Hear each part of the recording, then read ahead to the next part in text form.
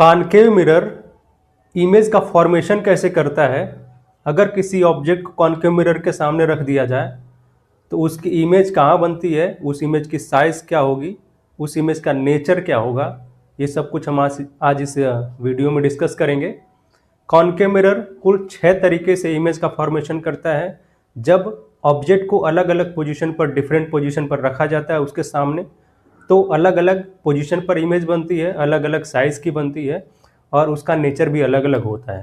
तो इसमें हम पहला केस पढ़ेंगे जो हम ऑब्जेक्ट को इन्फिनिटी पर रखेंगे, उसके बाद धीरे धीरे इन्फिनिटी से मिरर की तरफ लेकर के जाएंगे। पहले हम सेंटर ऑफ कर्वेचर के पहले रखेंगे, इन्फिनिटी के बीच में और सेंटर ऑफ कर्वेचर के बीच में रखेंगे।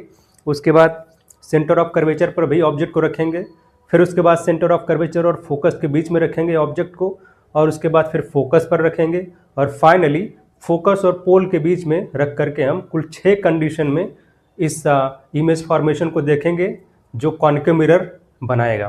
तो सबसे पहला केस है कि when object is kept at infinity.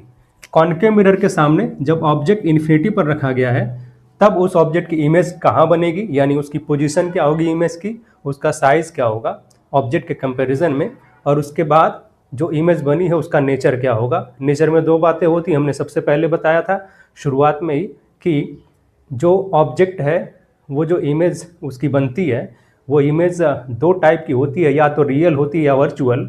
और दूसरी चीज़ ये भी इसमें देखना होता है नेचर में कि जो इमेज बनी है वो सीधी बनी है या उल्टी बनी है, यानी कि इरेक्ट बनी है या फिर इन्वर्टेड बनी है। ये सब कुछ यहाँ से क्लियर हो जाएगा। सबसे पहले क्या करते हैं, कॉनकेव मिरर की बात हो रही, कॉनकेव मिरर कैसे इमेज का फॉर्मेशन करता है ये हमें पढ़ना है यहाँ पर। सबसे पहले क्या करते हैं, कॉनकेव मिरर को बना लेते हैं कॉनकेव मिरर।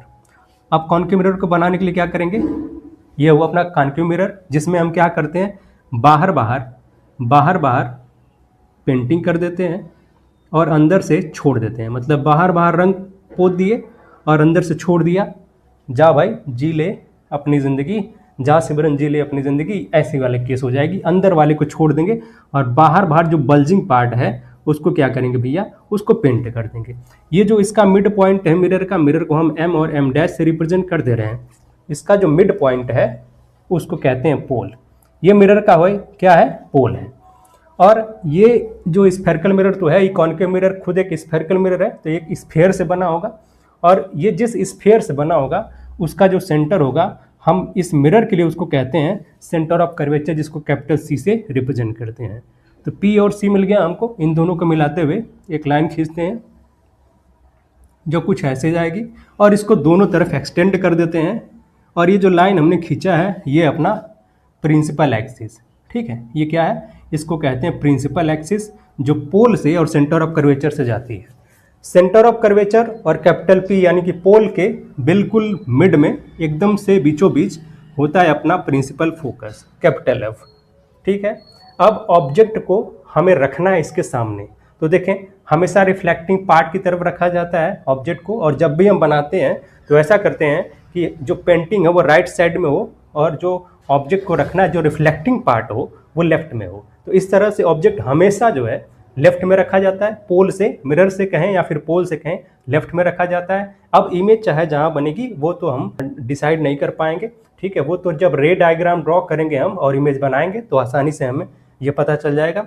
और किसकी हेल्प से हम रे डायग्राम ड्रॉ करेंगे और इमेज बनाएंगे, जो रूल्स हैं इमेज फॉर्मेशन के 4, उनको यूज़ करके। तो 4 हमारे पास रूल्स हैं इमेज फॉर्मेशन के, इसके लिए हमने अलग से वीडियो बनाया हुआ है जिसमें चारों रूल्स को हमने बताया है। आपको इसका डिस्क्रिप्शन में इसका लिंक मिल जाएगा, हम इसमें डाल देंगे और आप वहाँ से उसको देख सकते हैं। 4 रूल्स हैं, चारों रूल में से अगर सिर्फ 2 रूल को अप्लाई करना है और ऑब्जेक्ट चाहे जहाँ रखा हो, कॉनकेव मिरर के सामने या कॉन्वेक्स मिरर के सामने, आसानी से उसकी इमेज आप आसानी से बना सकते हो, उसकी पोजीशन बता सकते हो, उसकी साइज़, उसका नेचर सब कुछ बता सकते हो। तो सबसे पहले उस रूल को जानना ज़रूरी है। उस रूल में से आपको 2 रूल यूज़ करने, 4 में से सिर्फ 2, ठीक है। चाहे पहले के साथ दूसरा यूज़ करो, चाहे पहले के साथ तीसरा, चाहे पहले के साथ चौथा रूल यूज़ करो, या फिर कोई भी रूल आप यूज़ करो। 2 रूल ज़रूरी है क्योंकि इमेज फॉर्मेशन के लिए 2 रे का इंटरसेक्ट होना ज़रूरी है, चाहे वो रियल में इंटरसेक्ट करें या फिर वर्चुअली इंटरसेक्ट करें, लेकिन 2 रे का मिलना, इंटरसेक्ट होना बहुत ज़रूरी है, तभी जाकर के इमेज का फॉर्मेशन होगा। तो देखते हैं हम रूल यहाँ अप्लाई करेंगे। सबसे पहले ऑब्जेक्ट को रखते हैं कहाँ पर, इन्फिनिटी पर, ऑब्जेक्ट रखा गया इन्फिनिटी पर, यहाँ पर हम एक ऑब्जेक्ट ऐसे रख देते हैं, ऐसे बना दिया, और ये सपोज कर लेते हैं कि इन्फिनिटी पर है। ये कैसे पता चलेगा इन्फिनिटी पर है? क्योंकि हम यहाँ से क्या करते हैं, डॉट डॉट करके रे बना देते हैं, मतलब ये बहुत दूर से रे आ रही है। और फिर क्या करते हैं, ये ऑब्जेक्ट का अपना दो पार्ट है, मतलब क्या, ऑब्जेक्ट को हम ओ और ओ डैश से रिप्रेजेंट कर देते हैं। इसका लोअर पार्ट है और ये इसका अपर पार्ट है। ऑब्जेक्ट यहाँ इन्फिनिटी पर हो गया, इन्फिनिटी पर रखा गया है, दिखाने के लिए हम ऐसे ही दिखाएंगे। अब जब ऑब्जेक्ट यहाँ रख दिया हमने, तो इसकी इमेज हमको बनानी है। इमेज कैसे बनेगी? हमें दो रे की ज़रूरत होती है। दो रे हम ऑब्जेक्ट से ही लेकर के जाते हैं और फिर मिरर पे रिफ्लेक्ट करवा करके उसको लेकर के आते हैं। रिफ्लेक्शन के बाद अगर वो कहीं पर मिल रही हैं तो ऑब्जेक्ट की इमेज वहाँ पर बन जाती है, और उस केस में हम कहते हैं कि रियल इमेज बनी है। अगर ये जो रिफ्लेक्टेड रे हैं जो हम अभी ले करके जाएंगे और फिर रिफ्लेक्ट होने के बाद अगर कहीं आपस में नहीं मिलती हैं, तो क्या करते हैं, इसको पीछे की तरफ, इन रे को, रिफ्लेक्टेड रे को पीछे की तरफ खींचते हैं, एक्सटेंड करते हैं पीछे की तरफ, और पीछे एक्सटेंड करने पर अगर ये कहीं मिल जाती हैं तो वहाँ पर इमेज का फॉर्मेशन हो जाएगा। तो यहाँ क्या करना है, यहाँ से इस ऑब्जेक्ट के अपर पार्ट से एक हम प्रिंसिपल एक्सिस के पैरेलल एक लाइट की रे लेकर के जाएंगे।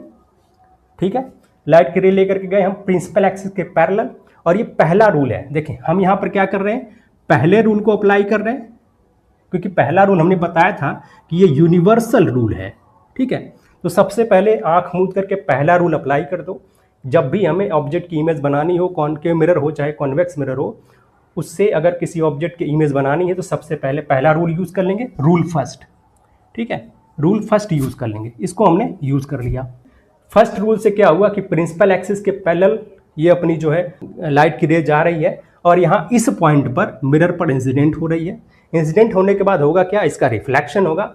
और हमें पता है कि पहले रूल क्या कहता है कि अगर कोई लाइट की रे प्रिंसिपल एक्सिस के पैरेलल जा रही है और मिरर से टकरा रही है, यानी स्ट्राइक कर रही है, तो स्ट्राइक करने के बाद जब इसका रिफ्लेक्शन होगा तो ये सीधे से कहाँ से गुजर जाएगी, फोकस से गुजर जाएगी। ये हुई पहली रिफ्लेक्टेड रे जो फोकस से गुजर गई। रूल के हिसाब से, पहले रूल के हिसाब से ये यहाँ से गुजर गई, तो हमने गुजार दिया भाई। उसके बाद पहले रूल के साथ हम दूसरा रूल यूज़ कर सकते हैं, तीसरा या चौथा, हमारे पास ऑप्शन है। तो देखें ऑब्जेक्ट हमारे पास यहीं पर है और ऑब्जेक्ट का लोअर साइड अभी बचा हुआ है, तो क्यों ना हम फर्स्ट वाले जो रूल है उसको दो बार यूज़ कर लेते हैं। चलिए दो बार यूज़ कर लेते हैं। नीचे से भी एक क्या करते हैं, लाइट की रे लेकर के जाते हैं और प्रिंसिपल एक्सिस के पैरेलल ऐसे जाएगी लाइट की रे, और फिर यहाँ इस पॉइंट पर, इस पॉइंट को जहाँ स्ट्राइक की थी लाइट, उसको हमने ए से रिप्रेजेंट कर दिया, और इस पॉइंट को हम बी से रिप्रेजेंट कर दे रहे हैं जहाँ पर ये मिरर को स्ट्राइक किया है इस लाइट की रे ने। अब यहाँ से भी क्या होगा, प्रिंसिपल एक्सिस के पैरेलल लाइट की रे आ रही है, पहला रूल अप्लाई होगा, और ये रिफ्लेक्शन के बाद कहाँ से जाएगी, बिल्कुल ये फोकस से ऐसे गुजर जाएगी। ये दूसरी रिफ्लेक्टेड रे हो गई।